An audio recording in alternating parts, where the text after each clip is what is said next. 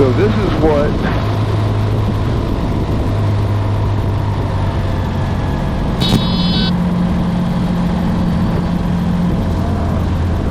full stall with stall horn and everything. Check my nose gear. What'd you think about that? That was pretty cool. It was a little suspense right as we're coming in. Yeah, I kind of got a little squirrely, but I had enough distance where I could clean it up. Plane on. All right, laps down here. Cedar Mills traffic is red, white, blue Skylark. I'm gonna come down here to the run-up area and spin around and take back off again. Cedar Mills.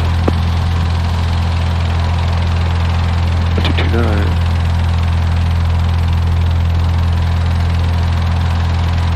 So, should I have an engine out? Theoretically, if I manage my energy correctly, that's what the landing should have felt like with no prop spinning. And it would have been probably a little bit hairier than that.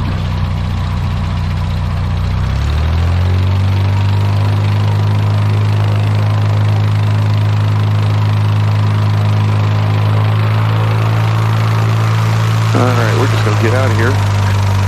This grass strip takeoff is dedicated to Russ Can Fly, because he needs to not be afraid, and also he shouldn't be afraid, as he just had an excellent emergency landing.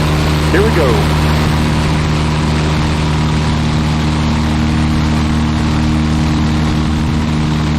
Come on, buddy.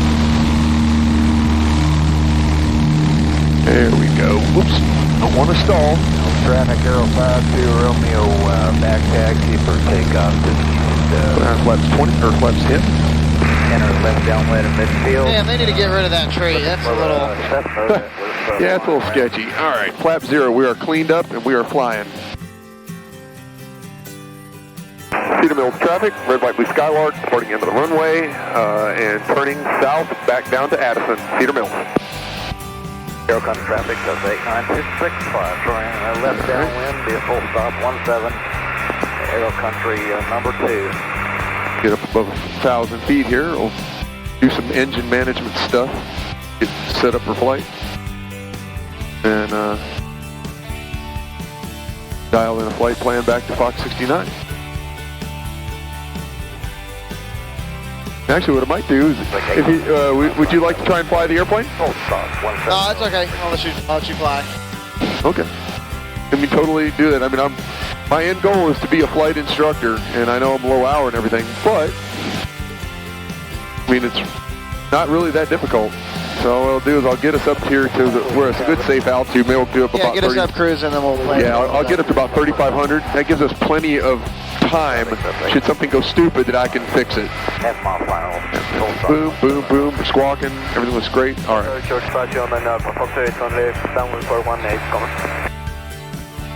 All right. So,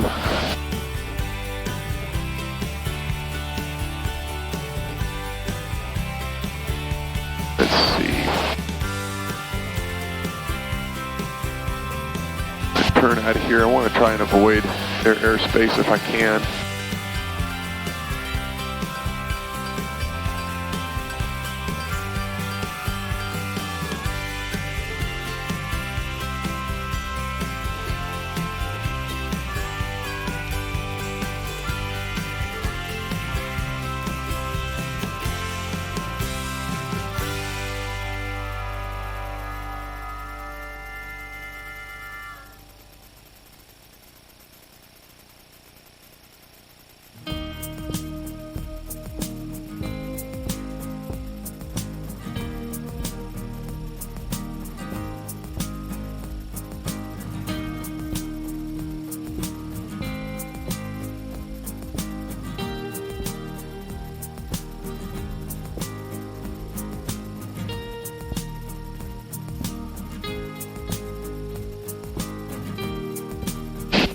Gulfstream 8 Tango Bravo on course, contact forward center 124.75. See ya. On course over to center, 8 Tango Bravo, good day.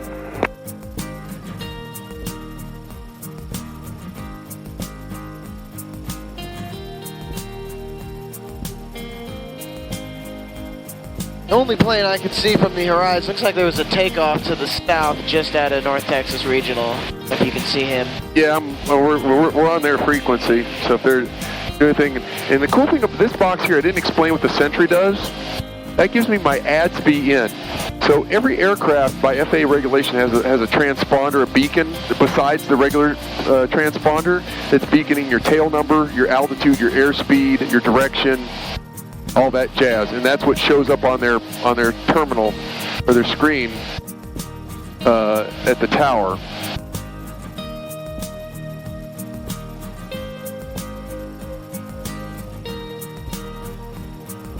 And and this thing also has a carbon monoxide detector in case we start to get CO poisoning.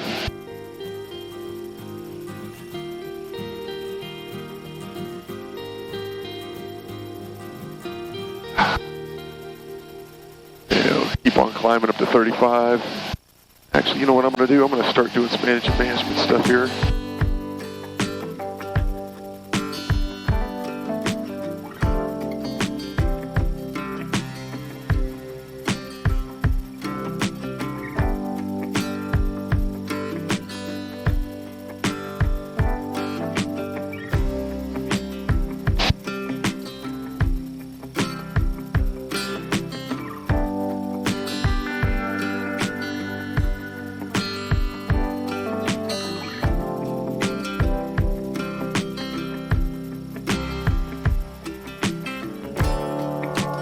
Glad I put sunscreen on my face.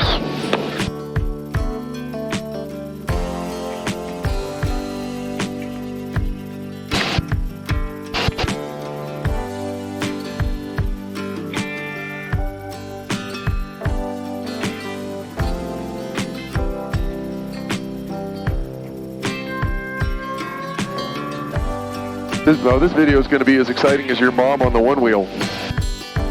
Which I haven't dropped that one yet. I just found it again, so I need to, after having the Schultz video, I need to have a kind of an icebreaker. All right, so altimeter says we're at 35, so I'll trim. So my VSI, my vertical speed indicator, should say drop down to about 0. You'll notice that we're okay. We're a little over. And this thing's, it's touchy as shit. It kind of depends on your winds and everything else, so it's still climbing. Pitch, get down. And then we're gonna level or we're gonna go into a dive. Something like that. All right, so Drake, scoot your seat up where you can comfortably get to the rudders. You got good right there? All right, so go ahead and grab the yoke. So you'll notice, if you just do this, if you can, watch your altimeter and your vertical speed, and this is, of course, your compass. Keep us pointed in one direction. Okay, now don't we want to turn to the south a little bit? No, we're out here playing. Okay. We have all kinds of space out here to play in. So this guy here, turn coordinator, will show you if you're turning. Of course, here you can see if you're climbing, which you kind of are, and it'll also be indicated directly above it on the altimeter.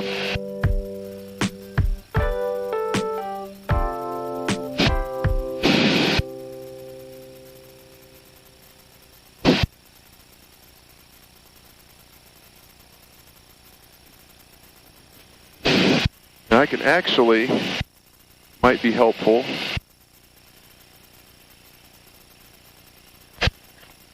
Eventually we're going to have a display like this on the dash. So you'll be able to tell, looking at your HSI, if you got one wing going down in the trees, when both of them should be level with the horizon. Fuck with this thing.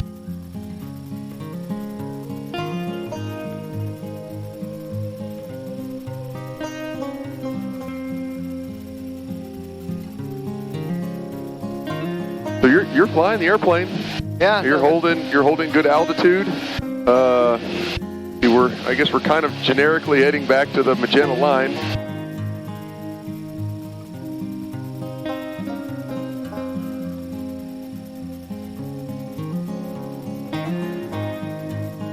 well outside of the North Texas airspace. So you are gaining a little bit there.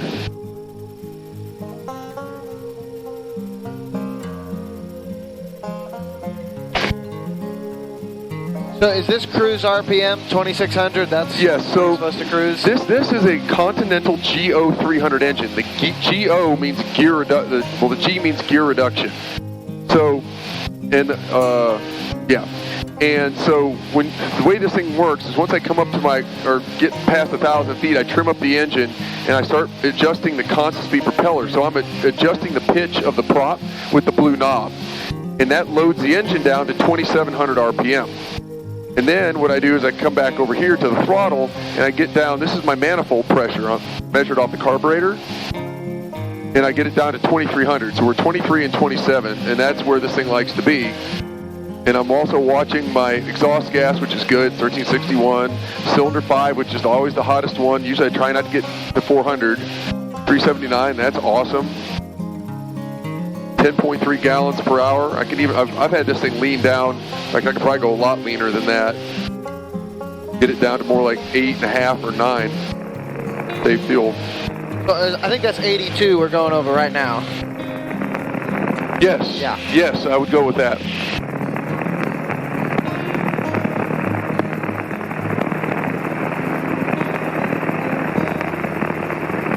Oh, that air feels good.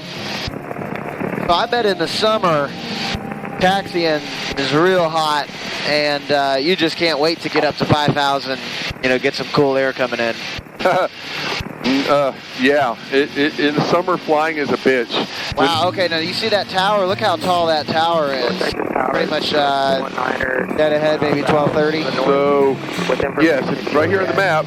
I can see this tower, 2726. That is a tall tower. We're almost at 4,000 or 4,000, so we are going to sail directly above the top of this bad boy. Oh yeah, but if you were cruising at 2,500, you could. Oh yeah, you could. I mean, you clip a guy wire, man. So I'm looking here on this green circle it gives me my if I trim, if say the engine craps out right now and the propeller stops, I can't restart it. Anything within that green circle I can reach as a landing spot at best glide. And so altitude's kind of really your friend, in an emergency, the more the better. Yes, that gives you lots of time to work checklists, start checking valves, magnetos, doing everything you can, squawking 7700 to let everybody know you're an emergency. Mayday, mayday, mayday. You're looking around, where am I going to go? Oh, look at that white road right down. That's a good landing deal right there. It doesn't look like there's any. Well, I see foam poles on the side. Never mind. There might be some field that might be good. So now look at almost 4,000 feet. We're at 30. Oh no, we're about 45 degrees. Yeah, 45 degrees. I mean, I got the vent open. It's I'm comfy. If you want to get some air. So we got that. So we see cabin heat, cabin air. I can pull that for some cabin air. So now what in the world do they have over half a mile tall tower? What is on that? So that is Collinsville, if I'm not mistaken. And I've actually climbed that tower, believe it or not. Wow. There's an elevator. You get in the elevator, you close the little door, and you stand like this with the guy next to you in your climbing gear, and you ride up. You hit the little thing. It's got a cable that goes all the way to the top of the tower, and goes to a big cap stand, and comes back down to this little torpedo car that you cram yourself and your tools into.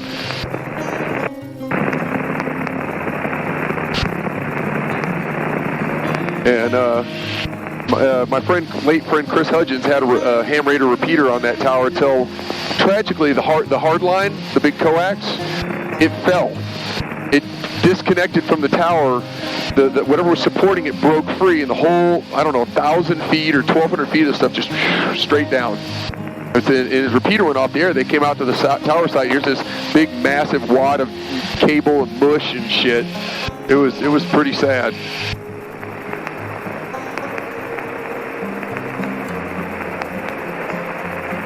I would say you're not doing too bad.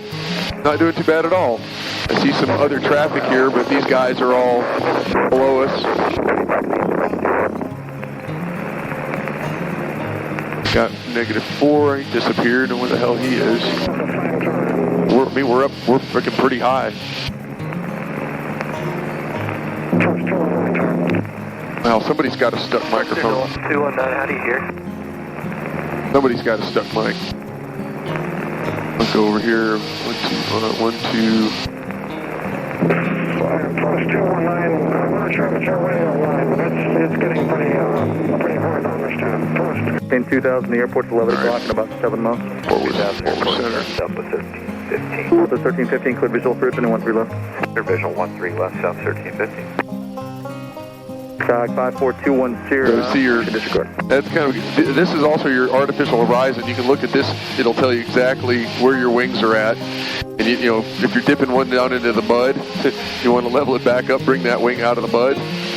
But by and far, dude, you're doing a pretty damn good job keeping this thing half-ass straight. Yeah, I guess we'll curve a little bit more dead on. Traffic, 12 o'clock, 2 nautical miles, 100 feet below. So we have a guy directly coming head-on at us. What the fuck? My controls. Okay. Oh, there, I'm sorry, there he is, right over there. Sky 54210, traffic departing the McKinney Airport at 3 o'clock, 4 miles south. Say that was him. At 3,000 of phenom. Yeah, it was him. I think he passed us. 5420, looking for traffic.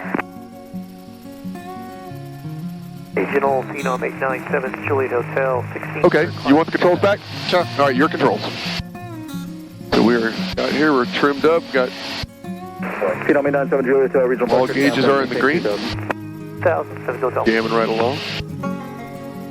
Cape Roads, good afternoon. Citation 20, Mike Kilo out of 10-5 for 9 at Finger. Kilo. Alaska 158, turn right, heading 180. 180, Alaska 158. Citation 20, Mike Kilo, regional. Oh, okay. Plane about. Yeah, I see that guy. See, he is. Right, heading 200. 200, 70 Hotel. He looks like he's turning. That might be him. That might be him over here. 3,000. There's traffic off Going your away left from us. wing about 10 o'clock, a mile and a half southwest on a Skyhawk at 3,500. 1,000 feet. Look for the traffic. Want to try a turn? Sure. All right. So what you do is you just give us a little bit of right aileron and a little bit of right rudder. 822, good day. Watch your ball here. Have a good weekend. Once you start turning, kind of watch your altitude. Kind of pull up a little bit. There you go. We'll do a complete 360-degree turn. A 360? Yeah, we'll just do a complete 360. Bravo approach, good. Yeah, make it quite that sharp. Approach 54210 has traffic sight. November 210, maintain visual separation from that traffic and descend to 2,500. Descend to 2,500, 54210. That was an Alpha Romeo Bravo. Stand by. I'll get you a beacon code in just a second. November 7 Juliet Hotel, climbing to maintain 8,000. 1,000, 7 Juliet Hotel. Number 18 Romeo Bravo, what is your type, Bonanza? Wow, there's that tower.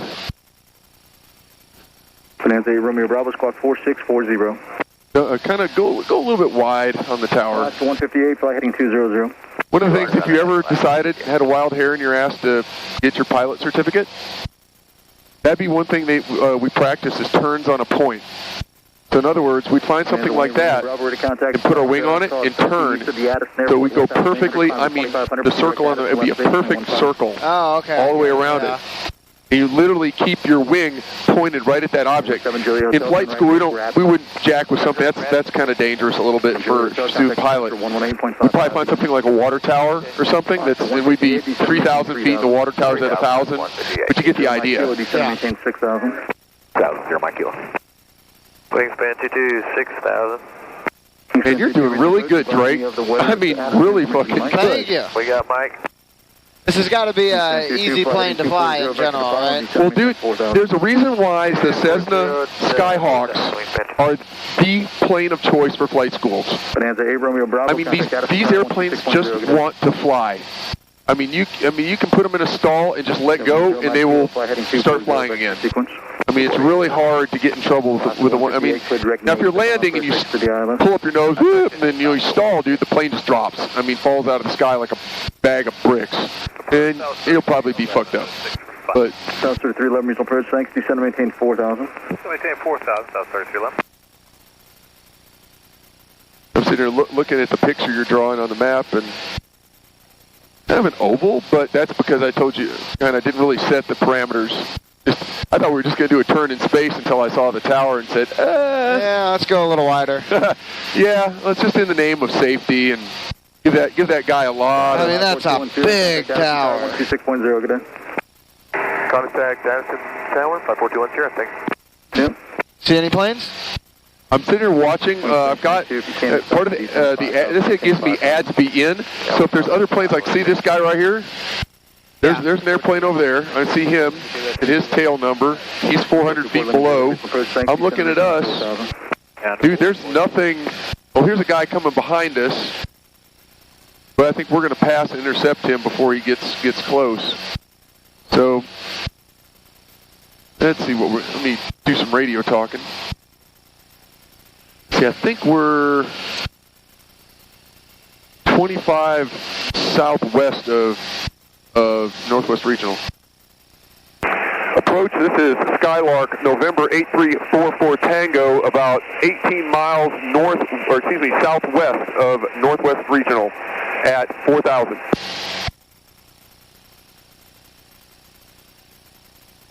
Oh, okay. We only have Northwest Regional Airport. Is that what you're saying? I'm sorry, North Texas Regional. I'm sorry, Sherman. Regional. Okay. What's the identifier for Skylark? I am a 175.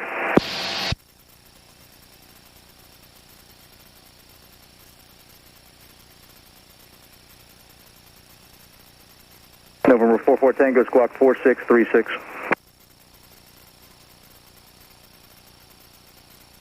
Southwest 3311, reduce speed to 210.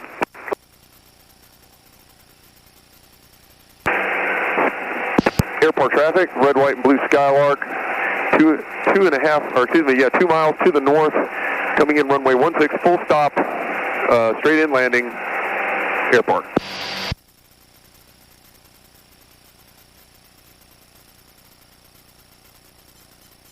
Now this is going to freak you the hell out.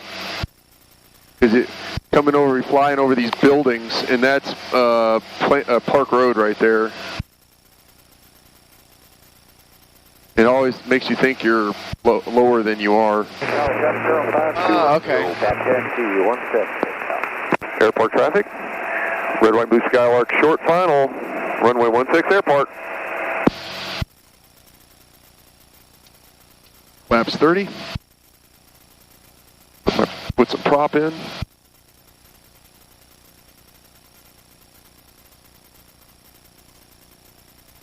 Airspeed is 70. We're a little fast. Full little power. Runway is perfect, nice and rectangular. I have center line. A little more power. A little bit of right rudder. Get us pointed directly on the runway.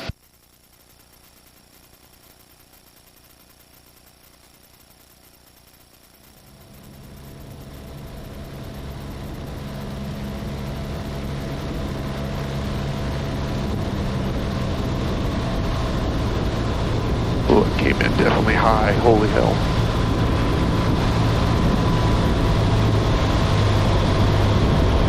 That's alright, I got the whole freaking runway. Gentle, gentle, gentle, gentle. Oh. Beautiful.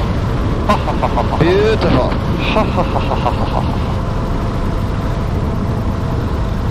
I could not have asked. I was waiting for the stall horn to go off. Make it work.